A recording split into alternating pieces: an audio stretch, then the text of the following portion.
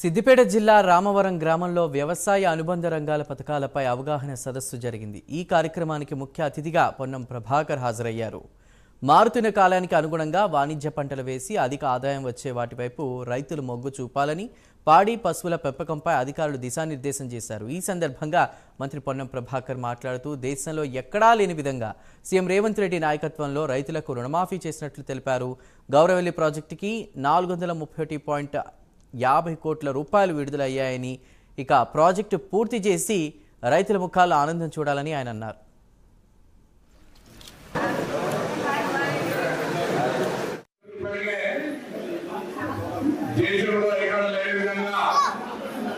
మొట్టమొదటిసారిగా 2 లక్షల రూపాయల రుణమాఫీని రేవంత్ రెడ్డి నాయకత్వంలోని ప్రభుత్వం చేయడం జరిగింది। ఒకే మారు 1 లక్ష రూపాయలు చేసినాం, రెండో మారు రూపాయల నుంచి 1,50,000 చేయడం జరిగింది। దాని తదుపరి ఈ మళ్ళీ 2 లక్షల రూపాయలు కూడా ఇవాళ 10 వల్ల 2 లక్షల రూపాయల రుణమాఫీ కూడా అయింది।